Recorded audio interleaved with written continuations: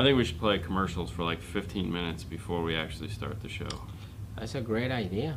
You know, No, just it's not. Like 13 minutes, 15, 20 minutes of B-roll that just like, hey, you remember me? I'm Bucky the Beaver, and today, yeah, I got a knife. Junior, stop doing that. No, let's not do that. It's You boring. sure? It's boring. I mean, I like to hunt and fish, and when I'm fishing, I like nothing more than to listen to my music. Have you seen this commercial 5 million times? Well, you're going to see it again today. Yeehaw! What's up, Scott? Hey, Scott. Scott's going to be here next week. He's going to stop by and say hi. I'm pretty excited. Michigan is in the house. What's Pacific up, one? Northwest. Who's in the garage right now? Fan of the I truth. mean, technically we're in our... El Fuego. I mean, I guess this is a garage. It is? I don't like to think of it as a garage, though. Like, just like I don't think of my... I think of the workbench as a desk. Like, Yes. I think of these as desks. I think of this as just the bay. What other misnomers do we use? I mean, it's a toolbox. That's technically a toolbox, Yeah. but I think that's like... Yeah, I just call it a bay. Like, this to me is a bay. Okay. I don't know why. It's not a garage. When I think of garage, I think of like mechanic, and Right. we're not mechanics. Like, Right. if you're hiring me to work on your car as a mechanic, your car ain't rolling out of here. Philip. Okay, actually, it is rolling out of here. It's just rolling. Work cave is how it feels, especially right now with like the doors closed and only the one window to see. Yeah. So, and if you'll notice today, we're sitting down. Because we're tired. 'Cause we're tired. I gotta admit, this has been an exhausting week, and today was just like, oh god, you know, it's like, oh, It's thank crazy, God it's over. man. And it's so freaking hot. Yeah. Everywhere, not just here. So we're not just complaining about Florida. It's just like the earth is on fire, right? I mean, I know all you guys agree. What are you Dude, drinking? and it's today? hot. You got the aids with gators. Yes, man. You have the gator assistant. It's just so hot outside. You know why it's called Gatorade, right? Why? Because it's from Florida and they call Gator? No, it was invented at University of Florida. Really? Yeah, the Gators. Oh, Yeah, that's what I'm why saying. that's why it's called Gatorade. Here. Okay. Yeah, the college. Yep, that's where it came from. But the real question is, who's Batman and who's Robin? Okay, because we got the whole Penn and Teller thing down like really well. But I mean, obviously the older Bruce Wayne, I get it, but he's more of a Dick Grayson, so I would think he'd be more like, what is it, Darkwing or whatever the Dick Grayson character is now. No, yeah? No, you're definitely not the Joker. I mean, I know you want to be. No. Mad Scientist Laboratory. I mean, I am angry quite a bit, so I mean, we could do that. You could be chipping through 4 inches of ice to get a door open. Now, let me tell you what. No, I couldn't. And the reason why is, when I lived in Michigan, I didn't know there was a place in the world where there was no snow. When I was 10, my mom brought us to Florida. And sadly, not sadly, I have not looked back. Because... holy crap, I don't know how people exist in that. Now, I've been back to snow and I've been back to cold, and I'll be the first one to tell you, I am a big freaking wussy when it comes to getting cold. I'm not, there's no macho machismo. You guys are, thank God you live there, because I sure as hell don't want to. So for all you up there that love the fall and the spring and the winter, and God bless you. Please don't come to Florida. We don't have any more room. I mean, unless you want to live in the southern parts of Florida. No. And by southern, I mean the northern southern parts of Florida. Because Florida's broken into a few different demographics. And what is left is actually the northern part of Florida. Basically from I-4 to Georgia. But that's actually southern. Okay? Southern Florida is just called Little Havana. Or Yuppieville, depending on how far. Because like Miami, the little corner of Miami, like Miami Vice area, that's Little Havana, but everything else around that is just really rich people from the north. Little Havana, huh? Yeah. And then the middle of the state is, hey y'all, that's a pretty pickup truck you got there. What you got on that, 44s? Mine's got some 32s. I think those might look good on my truck. Yeah. All right. Negative 30, 10 inches of snow, still went to work. God bless you, Kevin. Because I can tell you right now, not enough money. Somebody say about... And this has been Weather Talk at 5 Star Car Stereo. Right here. Yes. Is there a line level bass knob available anywhere? A line level bass knob? Yes, there is. Stinger makes the LP72L, I think, which is an LP72 high level to low level adapter with auto turn on and an external bass knob attached to it using the 1/8" headphone jack. An LP, also the Lc2i Pro from Audio Control. Yes. Bum, bum, bum, bum, bum, bum. This guy right here, ooh, the Lc2i Pro. If you'll notice this little area right here, it's backwards, guys. This is the bass knob, so this does come with a bass knob. So basically what we've just given you is the premium and the extreme basic. Yeah. So if you're looking to do badassery, this one. If you're looking to just get one, that one. And if that's the question you're asking, I hope so. The other thing too is when the Epicenter Micro comes out, it'll also obviously have the bass knob to control the volume of the subwoofer as well. But, yes, there you go. What do you recommend for replacement speakers for a 2019 Crew Cab 4? I don't know if that's a 4F150, 4F250. 2019? I mean, yeah. Well, they're all the same cab. What year is it? 2019. 2019, it's all the same cab.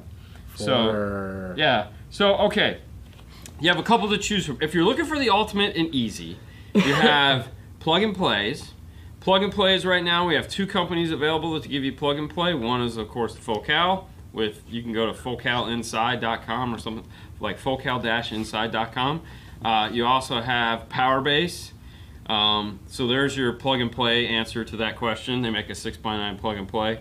And then it's a 6x9 set of components. So you need a 6x9 and you need a tweeter, or you need something that can fit where a 6x9 goes like a 6.5. So anybody's like, and then Metra and PAC both make inner plastics to fit the speakers in. So if you're not going plug and play, you go that. All right. Best stereo with factory backup camera on a Honda CR-V. So if you have a factory backup camera, any aftermarket radio that has a backup camera input will allow you to plug into it. The CR-V, Hondas are weird when it comes to that backup camera. If it has like multi-view, like from the radio, when you initially power it up, there's going to be a like super wide if it has multi-view, which sucks.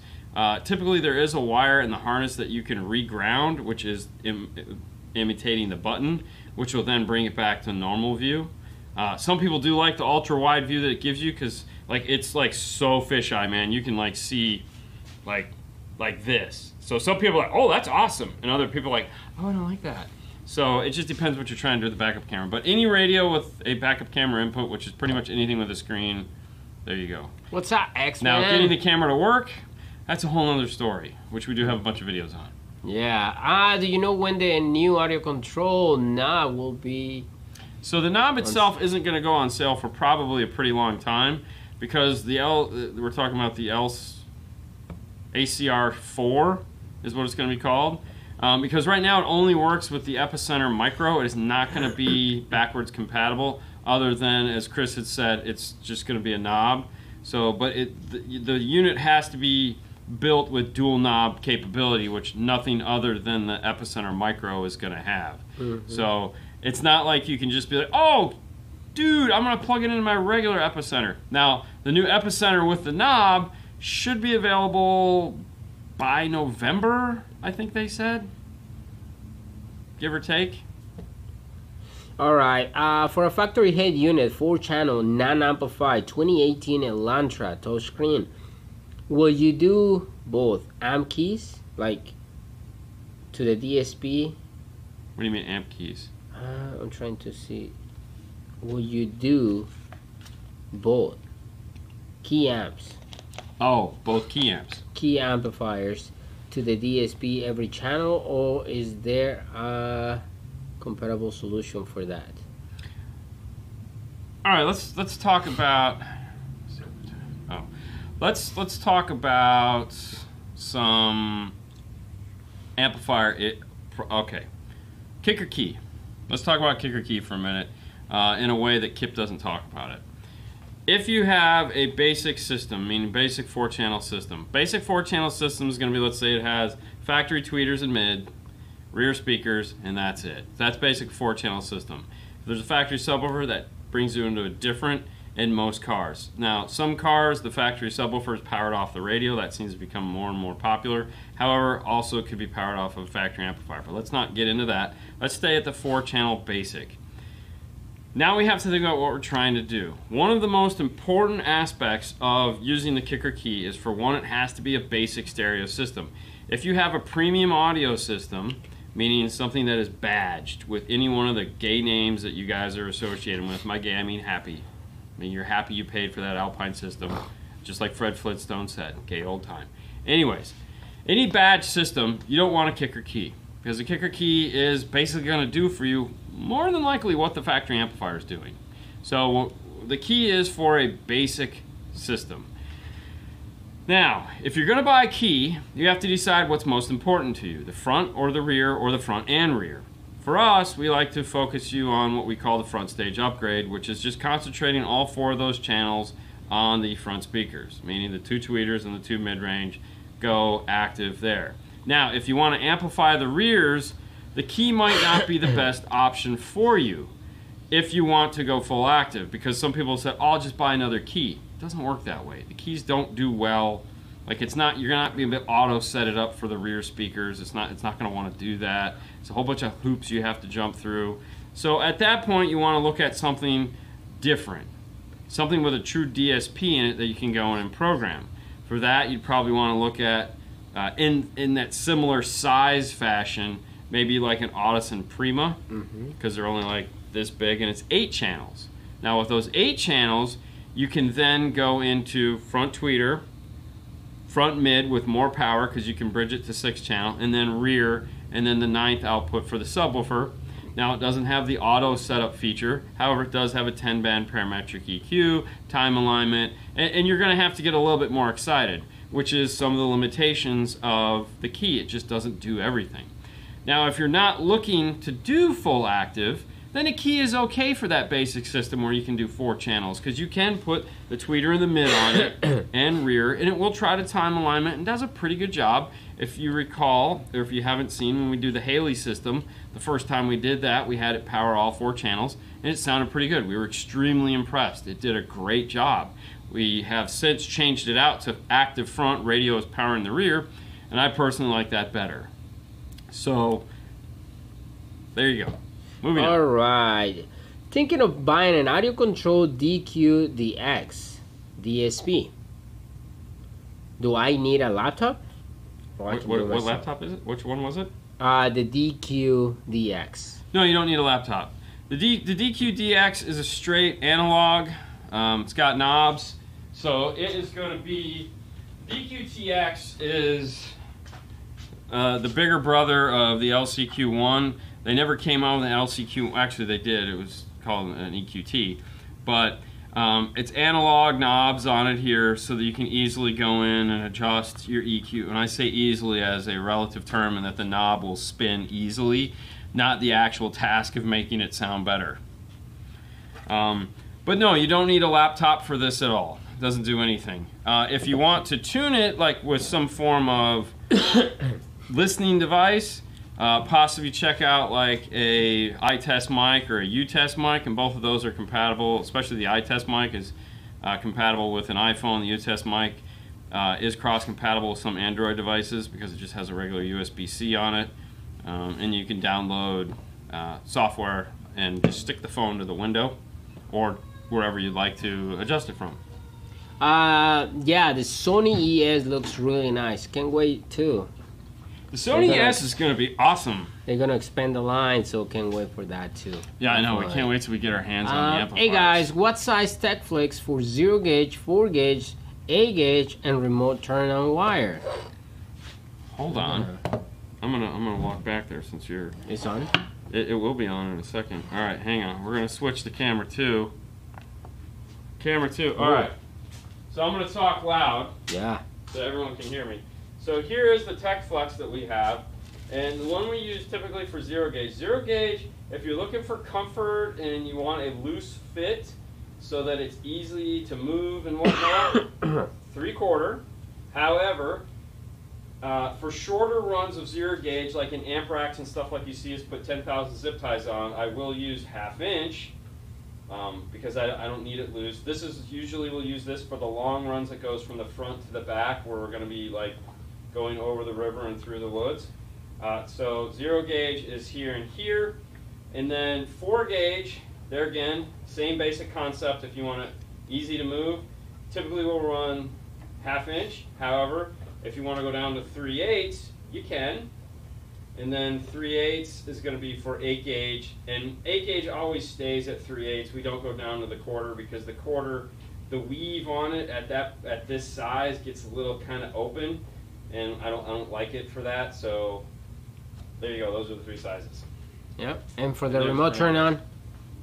Oh, for remote turn on, we use 1/8 inch. Or no, we use it's 1/8 inch. Yeah, we have a blue one. Yeah, we use blue 1/8 inch. But yeah, that's what we use. Hey guys, I have a 1995 Toyota 4Runner.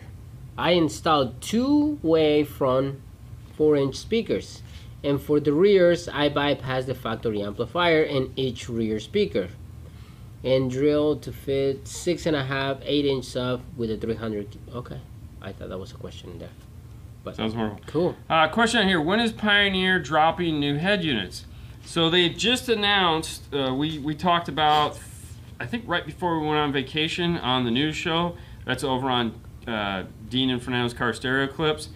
That Pioneer is dropping 5 or 7 new radios. One of those is going to be an NEX. The next line of radios that they're going to announce, you're probably not going to see those until next year or the end of this year, maybe. But if they do, we will report on it. Right now, Pioneer is probably the worst off when it comes to chips because all their chips that they have coming in, they have to use to fulfill those contracts for the OME contracts they have, the OE stuff. So selling to you and I is not high on their priority list. So if you're a Pioneer fanboy, this is how they treat you. Not very nice. Not very nice at all. Just saying. Hey, if you haven't noticed, there's an upper and lower third going on right now. We have a big shows coming up for you on Tuesday, the 17th of this here month at 6:30. We'll have Carlos from Kicker here. Now, he's going to be here at 6:30, so we'll be done by 7:30, which means you'll be just in time to listen to Kip talk about, well, all the stuff that we talked about. Our show is better, and we'll just call it that. Double kicker, huh? And that one day. But you're going to get double kicker that day. How exciting is that? And we made sure that we'll come on early enough so that you can watch his show and, you know, win something. It's like kicker from the right, kicker from the left. Look at that. Kick them when they're up, kick them when they're down. And then also that Saturday, that same week, as if life isn't fun enough, we got a 2-for. We're going to have Seth on from Kenwood Saturday. He's going to be filling in for Fernando. Fernando actually has something to do. I didn't know you had a life. I didn't give you permission to have a life. I know, man. I took it. I'm like... It took like 2 extra hours off. I mean, it wasn't... Yes, exactly. I'm still here. I'm going to work, but I have to leave early. But anyway, so we got these 2 great shows coming up, and that's not next week. That's a week. We got a whole week to talk about this, but we just wanted to let you guys give you a head up. I'm excited. I don't know what we're going to talk about on the Kicker Show, but if anything, it'll be fun because Carlos is a pretty cool guy. We've had him on the show before, and it'll be good. And then Seth is going to be straight Q&A. So it's going to be JVC Kenwood Q&A if you guys have any questions about Kenwood or just in general. You know, but we have promised that he would just come on and answer, and it finally gets to happen. So, you know, if you've got that deep dark Kenwood secret that or question that you've just been like, I always wanted to know why. Yeah. We might know the answer. Might not, but hey, it's worth it to ask. All right. How do you know how many watts it's for an amplifier? For example, to power 100 watts RMS 300 peak. How much wattage you know what it really is? So here's the thing. You could kind of backwards do the math. I need to make this a screenshot on my computer because, all right, so we did a show on Dean and Fernando's car stereo clips about 2 weeks ago, which I don't think I've uploaded yet, but I'll upload it. For those of you that watch the Facebook show or watch the rebroadcast, the Dean and Fernando's car stereo clips are all now loaded up over on Dean and Fernando's car stereo clips. Anyway, so all the fundamentals are there from the YouTube. But so Kicker makes this cool amp sheet here, this one. All right, it's their power chart you can go to, and we show you where to get to this. So if you're, all right, and the reason why I tell you this is because when you're setting your gain, you're trying to hit a target voltage, all right? So without doing math, because let's all be honest, math sucks, right? Joking. Let's say in this case, you have a 4 ohm load, and we want 100 watts of power, all right? That is going to be 20 volts of output. So if you take your amp and you put in a 40 hertz test tone from any source, your radio, whatever, and you turn it up and you put your voltmeter on it for AC, not DC, AC, and it says 20 volts, then you know you're getting 100 watts out of that amplifier. If it gives you 34.64 volts, then you know you're getting 300 watts of power. That would be the easiest way to kind of like, with a simple digital multimeter and a test track, figure out how much wattage is my amplifier putting out at this particular ohm load. Yeah. The ohm load does change its ability to judge that. So for example, that same amount of power at a 1 ohm load would be 10 volts. So if you got 10 volts out of your amplifier, that would be 1 ohm. If you got 17.32 volts, that would be also 1 ohm. So it's going to change and go down depending, because remember, the lower ohm loads are going to put more resistance onto the amplifier, which is going to cause it to put out more power. But anyways, that would be the easiest backwards way to do it. And if you're looking for the, there you go, right there, Dean and Fernando car stereo clips, you subscribe and you will find more content in there. There's so much content. So much There's content. there's always so much content. Okay, give me another question. All right, I'm trying to find it. Trying to find it. Always trying to find it. Yeah, always. Always. Well, while he's trying to find the next question, we'd like to thank Audio Control for being a proud sponsor of 5-Star Car Stereo. Head over to audiocontrol.com, check them out, pick up your cool Lc2i Pro, soon to be micro. That's there. Yeah? Yeah. I know, right? How exciting. Somebody say size of the fuses times 10 is close. Size of the fuse will, so like if you have a 30 amp fuse, if you have a 60 amp fuse, that's, you know, like 40 amp fuse usually was 400 watts. That's kind of how we used to baseline that, and that's a good way to do it. However, it also helps. Some of these amplifiers nowadays, like some of these Class Ds, it's like, no, I'm gonna put a voltmeter on there and see what's going on. I mean, ideally we'd all like to have a amp dyno of some kind, but you know, they're expensive, and I get it. How to wire a aftermarket amp to a factory amp. We have tons of videos on doing that stuff, but it really depends what you're trying to do. You mean, are you trying to pull out the factory amp and put in an aftermarket amp, or are you trying to go after the amp? There's a lot of ways to do that, so you kind of got to be a little bit more specific. Oh my God. Which is better, with a stock JBL amplifier and a 2019 Camry hybrid? Okay, we have totally different DS18 and PRV. I think none. Okay, so, but that's a great question. Let's not dismiss it at that. So if we have those cars with the JBL system in it, and we want to switch out, because we like louds, like we want to go DS18 PRV, we want to be loud and proud, we want that style system. Yeah. First thing we need to do is obviously get rid of the whole JBL thing, because that's going to screw us up, screw us over, make life a living hell. Amplifier never. So we need to get that out of there. To do that, we want to look at the Amp Pro. We want to look at the new Amp Pro TY13 Mark II or something like that, which is, yeah, it's this guy right here. Amp Pro TY13. Yeah, that's that one. Perfect. Now, for those of you guys, I'm going to give you a brief overview of what an Amp Pro is, because some of you guys don't understand the concept of an Amp Pro, and that's okay. Comes with a big harness like this. The difference why the new Mark II is it comes with different harnesses, because you can either plug it in at the amp or plug it in at the radio, depending on the car, and that's what made this different. But what makes an Amp Pro different from just a standard high level to low level adapter is that it actually has a microprocessor in it that talks.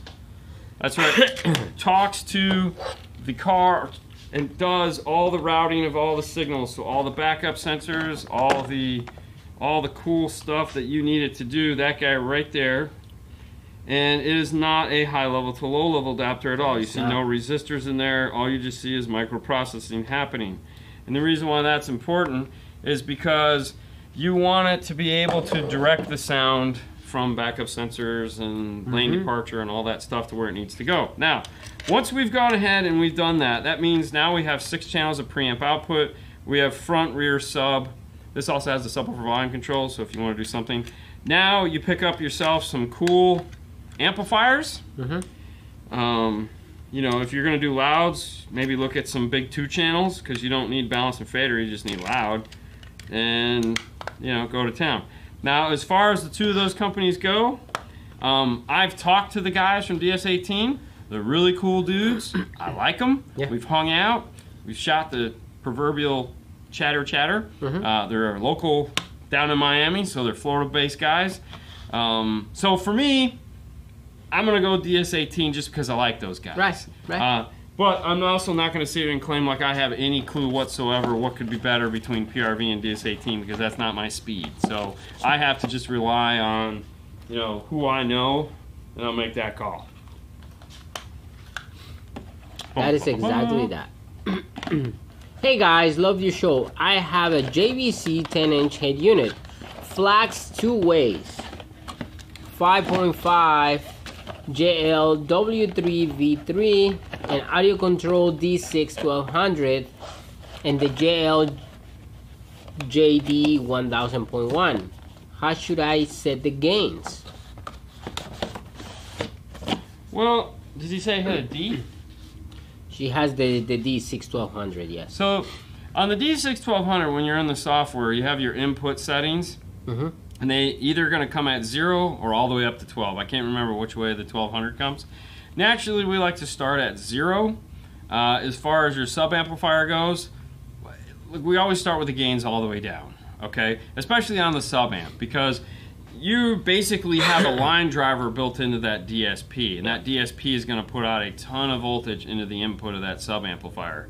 So, because you're telling it what channel you want it to feed. So when you're looking at your input setup, you have front, rear, sub, or just front and rear depending on how it was installed and how many channels you're using. If you're using just the sub input, great, but in some cases you're not. But that sub input is coming into the DSP first, passing through the DSP, which there again has a voltage, that input voltage, and that is then going to go out to there. So you could actually line drive the crap out of that subwoofer and really do bad things. So that's why we always start with the gains all the way down in that sub amp.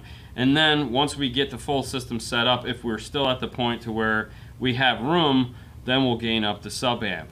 But that's the last, I mean, literally the last thing we do is worry about the subwoofer. Now, as far as the mids and highs go, I like to start with them down. Anytime I do a DSP, and sometimes I'll actually every time I start with them at -6. It's a trick that I learned from Jeff Smith, and it has proven to be amazing. And the reason why is because when you're doing an equalizer, it's always pulling down. Pull down, pull down, pull down. Meaning don't push up, pull down. Well, if you start at -6, guess what? Your 0 point is shifted down 6 dB. Well now, sometimes it's easier to actually push up.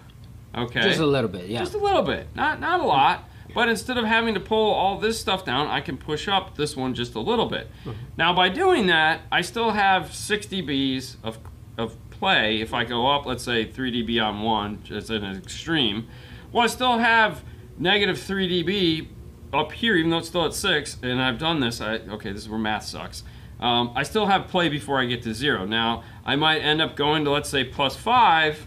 But that's better than being at +8 and having to really work the EQ. So starting with the gains really low and just kind of working through and tuning the car and then bringing the gains in at the end, especially on a factory stereo, has proven it works great for us. I mean, the problem is everybody wants to know how to use the DD1 to set their gains and check for clip lights and all that, and it's not that easy, okay? It's really not, especially when you start talking DSP and getting things EQ'd. The audio control does have the clip light indicators on them, and that's what you're gonna wanna look like. Keep an eye on those, and if those things are staying on all the time, then you know you need to turn it down because you're really taxing the shit out of the system.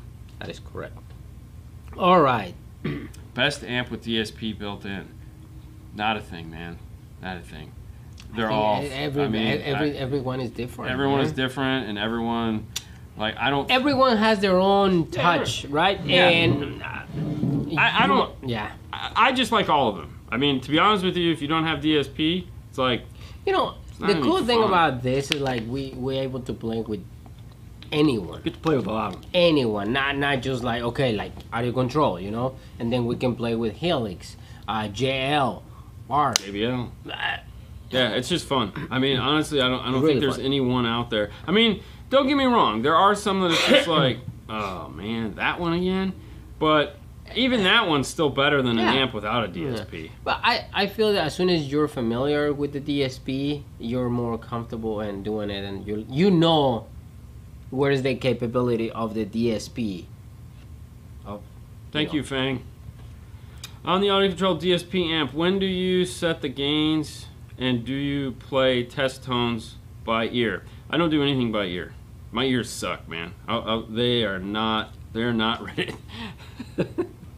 I don't do anything by ear. I use his ears, which I couldn't use this week because he's, you know. I was like, he can't hear crap this week because I'm thinking he either got what I had or he got what his son had. But either way, you know. I don't know. That was crazy. I couldn't use his ears, but no, I rely solely on the RTA and just experience. All right, running 2,000 to 2,500 watts to two 15 subwoofers. Do I need 8 gauge wire or 12 gauge wire or a 10 gauge wire? So you can do the same, you know, when we look at the power wire chart and we say, hey, it should be this. When it comes to something like that, like 2,000 watts or 2,500 watts, I believe you're probably fine with a 10 gauge if it's not like, yeah, I mean, you do the same thing here. But you know the voltage output. Anyways, you're probably going to be fine with a 10 gauge if you're talking like under 8 feet. If you're going longer than that, I would definitely go up to an 8 gauge. Why not, you know? I mean, 8 gauge. And there again, when it comes to subwire, go big or go home. You know, mids and high wire, there's not that big of a deal. Like, I've talked with many engineers and they just giggle their ass off when people sit there and they talk about, I ran 12 gauge into my door. And they're the guys designing the amps going, why? You're silly. It'll never need that. Like, that's like 10 times the size you need. But when you talk to them with sub amps, they're like, oh no, man. Go to town, bro. Because, you know, I mean, you can look at the tinsel leads on the subwoofer and go, no, man, I need something bigger than that. So. All right, Jason Walters, thank you for the 10, man. He has a question. Toyota High 2019 non-JBL. I installed a small DX 874 4-channel amplifier to the front wire in parallel. The tweeters don't sound clear as I like. What level do you set? I'm guessing the low pass and high pass for coaxial speakers, or where to tap the tweeter wires. Okay, so this is the problem that we always run into, and this is one of the things that sucks about car audio, is that RTAs. One of the reasons why we did the RTA show last week is because we wanted to talk about RTAs and talk about the two forms of measuring. You have analog or audio RTA and you have electrical RTA. Anytime we tap into any speaker, we immediately plug in an RTA and we look at the electrical signal to see what is coming into that point, meaning what is that speaker physically seeing. The non-JBL system in a Toyota, whatever speaker you tap, it's a full range signal, meaning as long as you're not out of the radio to the 3.5 in the dash is a full range signal, as full as that radio will allow you to do. Now in some of the cars, out of the 3.5, it'll directly go into the door, or it'll pass through an amplifier, then go in the door. If it's passing through the amplifier, which is usually located underneath the seat, then that signal is actively crossed over. You would have to get the signal going to the 3.5, which is full range. So that would be the signal you would actually want, not the one going to there. Now in your particular car, I don't know if it has the factory amplifier. The easiest way to check would be, I'm just saying, even if it doesn't, the easiest way to check would be do a continuity test between the dash and the door and see if you have continuity between the two. If you do, then what you're looking at is just a lack in performance from the radio. The problem with Toyota, which I've said, it's not the speakers that suck in Toyota, it's the radio. Radio sucks. It just does not sound good. And you can't get what's not there unless you add an EQ to it. So that's probably where you're at, is that you've pushed it as far as you can with the factory output of the radio without adding some form of an equalizer to it. It's not going to get any better. Now that's not saying go full DSP. If you're keeping the factory radio, like I said, or I just showed earlier, Audio Control makes the Lc2i, they make the DQ61, and they make a bunch of these. And this is a high level to low level. This is an Lc2i with a 6-band EQ built into it. Now this, in that system, which we do have a video that we put one of these in a 4Runner, and it was phenomenal. We put this in a small 5-channel Kenwood amp underneath the front seat and off of the factory radio. With these 6 bands, magic stuff occurs. So it's not that you need full DSP, you just need something else to help that factory signal. Might want to think about this. All right. So we always add our logos to the back of the demo stuff so that we know Paul can't sell it. Because like I love that thing, man. It's so cool. Fernando got excited. Oh, dude. So on the back of these, we laser in this so that we know that this is a it's mine. Yeah. Don't touch it. Yeah. So these are show props, and not for resale. Yeah, no kidding, right? All right. Aaron has a Rockford T750.1. It's blowing the fuse every time. It's plugged back in and started last week. Changing wires, check the grounds, and disconnect the speakers. If the fuse blows every time, the amplifier's dead. You ever see that? Yeah, oh yeah, all the time. Yes. Yeah. Pow! Whoa, shit. That's a direct short inside the amplifier's power supply, so it's time to go back to service. Yeah. Oh, of course we're gonna get Jeff Smith back on. We love having Jeff Smith back on. He's extremely busy right now, so probably get him on maybe sometime towards the end of the year, because you gotta remember, he's a national sales trainer that hasn't been able to do national sales training, and now that he can start to fly again, he's like gone. Like that day he came in here, that he brought the Helix, I'm sorry, the Brax. He had a little piece of a Brax DSP. And, oh my God! What a beautiful pieces, man! Like, I mean, what did they make, these guys? It's a $3,000 DSP, baby, sex. Anyways, that was the first time we'd seen him in weeks. Because he's been so busy. He was like, I was in California on Monday, I'm leaving to go here on Thursday, and so it's back to the jet setting Jeff. Key change with that logo. I know, right? I have that crazy idea. It's not a crazy idea. It's just a matter of opening the store. I know. It's trust me. It's coming. All that stuff is coming. El Fuego, thank you for the 5, man. How long I am going to have to wait for a DDX 9907XR? What is the best strategy to get a head unit?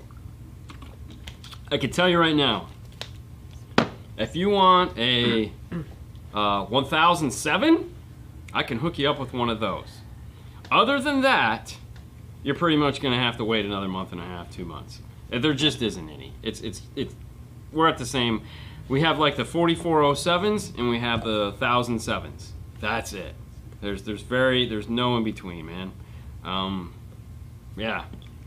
We expect them in. I mean, we have. Trust me, man. You know, we sell a ton of these radios, and Kenwood really loves us, but it's not. All right. See, Aaron says that sucks. That 750.1 has gone up $150 in price since I bought it. Correct. I don't know how long do you buy it. Maybe. Oh no, the price just keeps going up. And no. But I'm saying maybe I don't know. No, it's gonna go up $150. I mean, the price of everything. When you bought it. Yeah, but maybe dude, he has a. I mean, it's got a 1-year warranty. A 1-year warranty. So if you bought it a year ago, yeah, $150 makes total yeah, sense. Yeah. What type of headphones does Jeff Smith wear? I believe he has the Sonys that he just wears on the airplane. Sony, yes. He's not a headphone guy. He's just he knows people, and they probably hooked him up with some Sonys. All right, Aaron, Rockford Fosgate, it's in the house, and he just answering your question. It's 2-year warranty. It's 2-year warranty, and if you have your receipt, there you go. You can go to the dealer, and they can hook you up. Perfect. So there you go. Rockford took care of that. Thank you, Rockford.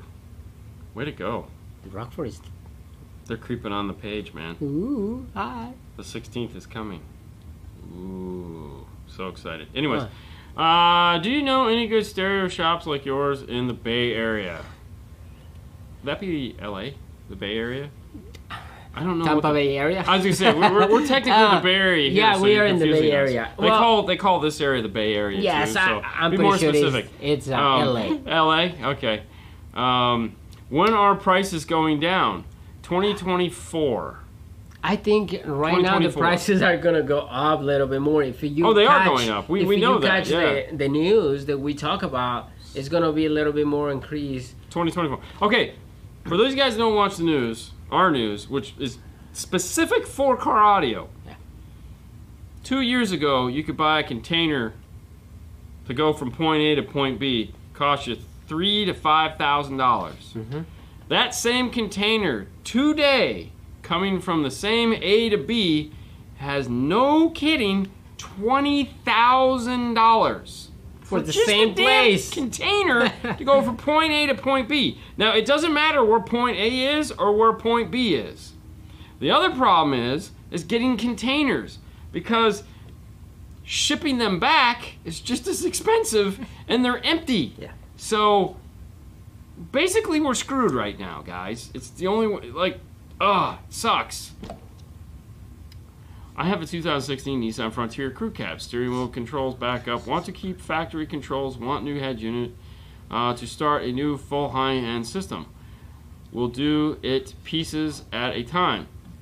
Nissan Frontier 2016, easy enough car to do. I believe you're going to find all the pieces you need at MetroOnline.com.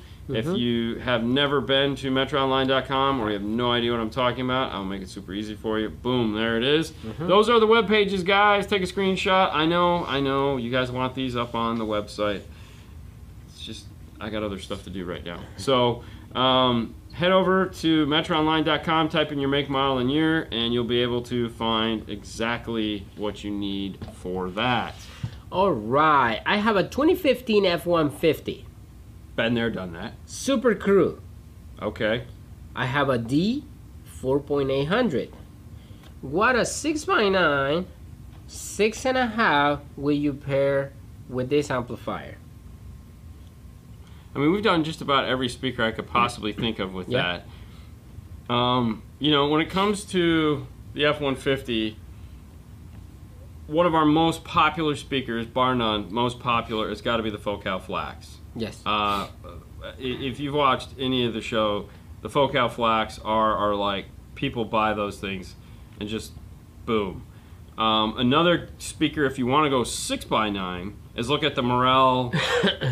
Is it the Ultimo 6x9? It's the only Morel 6x9 they make. Really nice set as well. Tons of mid bass. If you're like a mid bass, like, man, I want some strong mid bass, almost it has like deep mid bass. Yes. Morel is the way to go for sure. One of the other nice things about Morel is their tweeter plays down real low, so it kind of picks up where because it doesn't play up as high, but the tweeter plays down low. those are two really great speakers to choose from. We'll call it that. All right, San Francisco, California is the Bay Area, man. Come on. Alcatraz. Woo! No, I actually don't know anybody down that far south. San Francisco? Yeah, I don't know anybody down that low. I mean, Cali is just... Yeah, it's so big. big. Systems. We have Gary. Burrell Tempo Ultra Mark II. Thank you. Thank you. Thank you, Abraham.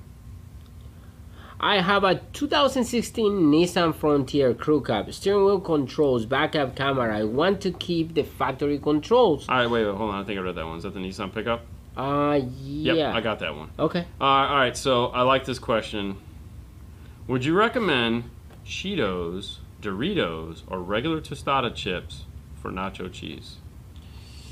All right, where are they? No, Doritos, Cheetos, or regular tortilla chips. Cheetos. So Cheetos, yes. Meaning, you know, yeah. Dip them in cheese. Or regular.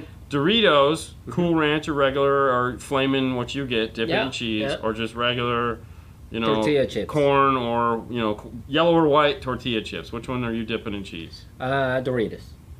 You dipping Doritos? Mm-hmm. You're going fire Doritos. Now, are you going to do orange cheese or white cheese? White cheese. So queso. Yes, queso. Yeah. Okay. Yeah. I'm doing regular with queso. Okay. Yeah. Yeah. And with a side of refried beans. No, it's perfectly fine. Oh no, I'm just saying, but regular tortilla chips for sure, because I don't like so if you do cheese, then you go into like salsa. Yeah. The regular salsa, not not my salsa. Yeah, regular salsa. But you can't go salsa then into cheese. Like there's a because then it's like it just I don't know. I can't do yellow. Cheese. Oh, I hate yellow. Can't. Like that's the one thing I hate about Tijuana Flats is can't. their yellow cheese. Can't. Just it's gross. Just like... The white, you know, Poblanos, you know, or Chewy's.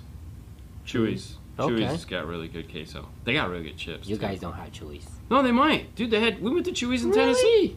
Oh, really? Yeah. No, trust me, we're like, no. I was like, wow, yeah. Which cheese goes best with JBL? Ooh, orange cheese. It's gonna be orange cheese. Sure. What head unit should I start with to keep the controls for the Nissan? So the one the that Nissan, you can find? The Nissan, yeah, exactly. Right now, what you can find. Nissan really doesn't have any controls in the radio. That model, there's nothing in the radio that pertains to the car. The steering wheel controls, yes. Backup camera, stuff like that. All the radios are going to have those interface capabilities built into them. Yeah. If you're looking to build a system, what I like to call system builder style radios. If you're paying $200 for a radio, you're not buying a system builder radio. Your system builder radios are going to be those radios where you go, that much, huh? Okay.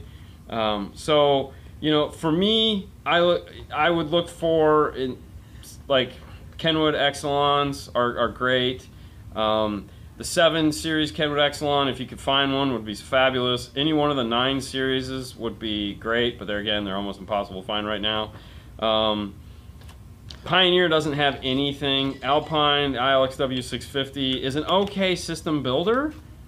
Okay, that's just what it is. It's okay. It's not great. Yeah. It would be in the kind of like, yeah, sure, we can build off of that category, but nothing to get too excited about. Sony, other than the new piece, really, you know, they have the 1000, I think it is. That's not too bad, but very basic as far as controls and stuff go, but it sounds good. Yeah. That's really it. All right. Hey, guys. Lately, I see a lot of the high-res logos by known manufacturers, but for a budget price. Yes. Is the reference product without the high-res logo better for sound quality? It is high-res. All right. Let's talk about high-res for a minute in the sense of that logo.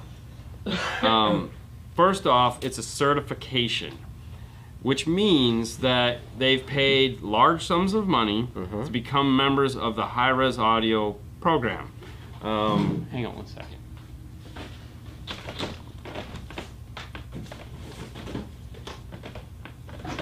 Ooh.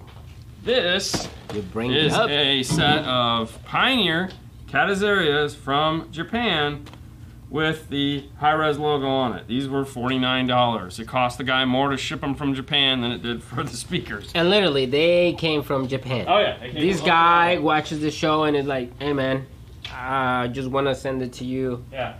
$50 out high-res speakers. Okay, so the original thought behind high-res certification was, all right, you become a member, you pay the $50,000. Each product you submit gets reviewed by a panel. And then the panel either okays it or poo-poos it. I think that's kind of gone away. But there's also a number associated with it, meaning your speaker, your tweeter, has to play up to 40,000 hertz. Meaning max output to 40,000 hertz. A lot of speakers already do that, okay? They don't roll off at 20. It's not like 20 to 20 and then they stop. It's just these tweeters have to play up to 40,000 hertz before they start to roll off. Some speakers do that. They've been doing it for years, all right? But there again, if I only need it to go from 20 to 20, then I rate it for 20 to 20. So the certification side of it, I feel has come kind of janky because at first it was like, hey, that product is high-res certified. That's a $300 set of speakers. That's a $600 set of speakers, okay? Focal, do they have, I don't think they have anything high-res certified, do they? Audison does, which is weird because there's other weird certifications that you have to, so I feel like it's kind of turning into a cash grab. Now keep in mind, these are all my opinions, just observing how it has gone, but the real thing, okay, so the real added benefit of the high-res certification, in my mind, is that your tweeter is going to have the capability to play those higher frequencies. Where that is going to become relevant is if you have, let's say, a radio that's high-res compatible, meaning its output high. So if you build a full high-res system, like I had to design one today for a guy, Kenwood makes all high-res product. He listens to DSD files, so he wants to make sure that even though we're not even going to get into whether you can hear that high or not, it has nothing to do with that, it just has to do with the performance of the system. You know, this is what they want. I feel that's going to be, the number side of it is going to be what matters going forward, not necessarily the quality of the product. Because I don't think the review board that they put in place is really doing the job that they said they would. When you see like a company like Pioneer come out with 30 new products or 40 new products, and it's like, how does this review board have time to sit there and review, technically review 40 products? I mean, come on, really? You know, like they're going to screw a set of $50 6.5s into a board, and 3 guys are going to sit there like this. Yeah. Play Hotel California again. I don't know, man. What are you thinking? You know, that's not going to happen. Yeah. Okay. What's up, crew? All right. Somebody said, I have a 2006 Chevy Monte Carlo. What do I need to keep my steering wheel controls? You need an interface. An interface. And I just went over here and metraonline.com. Hey, which we've talked about before. Look at that. And this is the piece right here that you will need. Hey, an AX SWC. No way. It's easy. You can go to other manufacturers, you know, and you can check. This is what the page looks like. So we always talk about metraonline.com. So as you can see, it's clear. It's very simple. This is where we spend our time, guys. Like, it's not that hard. You can go here. You can do it. Yeah. You can do it. Hey, Fro. Thanks for tuning in. You have a wonderful weekend. Hey, Justin. Oh my gosh. You know what time it is? It is time. It's that time again, guys, sadly. I would love you to do a Rockford Fosgate system in my 2020 Infiniti QX50. Ooh. Essential 30 edition. Nice. Nice car. 2-way or 3-way setting on the 10-inch Kenwood deck. My equipment is great, however, the setup isn't correct. 2019 Chevy tweeters and A-pillars. Where did that go? Oh man, that was, hold on, I got it right here. 4-inch in dash, 6 floor, 6.5 rear coaxial doors. So, I mean, it's a 2-way or a 3-way setting. You're gonna do the 2-way setting, front and rear. Okay, so basically what you're asking, Nando for Ask a President. Anytime you're talking about network mode in one of these radios, whether it be Kenwood, Pioneer, Sony, whoever it is, where they give you the ability to select, do you want front rear sub or do you want tweeter mid sub? The answer is in the question. When you say I'm going to put tweeters in the dash, mid-range in the door, a rear speaker in, and a sub, you've already answered your question because that's front rear sub. To do a three-way active set, it is just tweeters in the front, mid-range, and sub. There is no rear in an active three-way set from one of these radios. So if you want rear fill, you're going two-way. That's it. That's the only thing. It's dumb, I know. I've had this conversation with them plenty of times. Please add another set of RCAs and make our lives better. But for right now, that's not going to happen. Yeah. Somebody was asking, will ZZ2 with aftermarket head unit give me a wireless Android Auto? So, as you know, I'm an Apple guy, and I have the ZZ2 adapter in my car for CarPlay, and it does it wirelessly. Now, if you caught the video that we did, they gave us the website. On the website, you could go there right now, like stop what you're watching, head over to zz2.com, type it in. They have like you can chat with them right from the website. That would be the question you'd want to ask them because it's their product. They're much more better at it.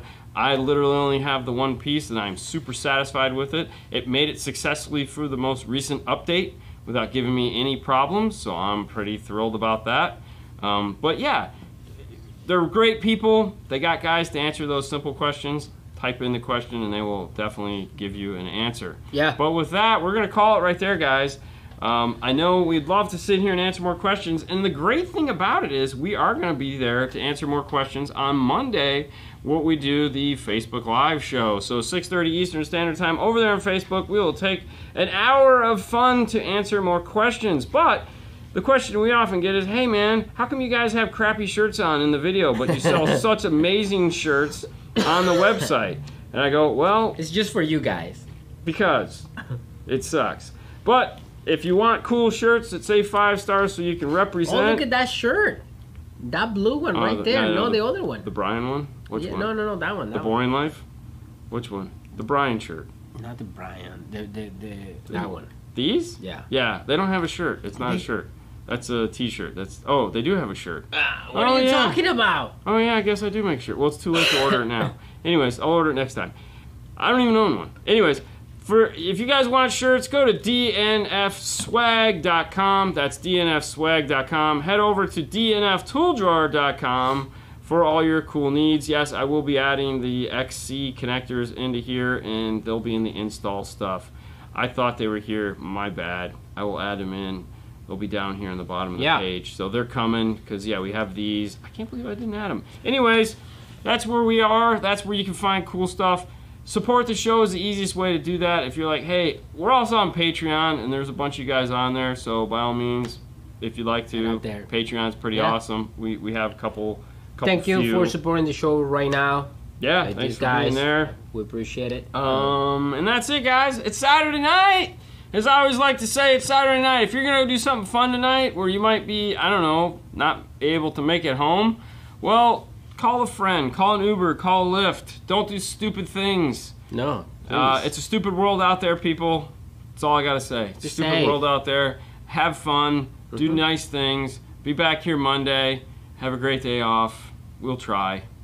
I got to work all day tomorrow. So. It doesn't matter. I don't think I have a day off for another... Sometime, I think in September. I think we decided sometime in September I get a day off. Maybe.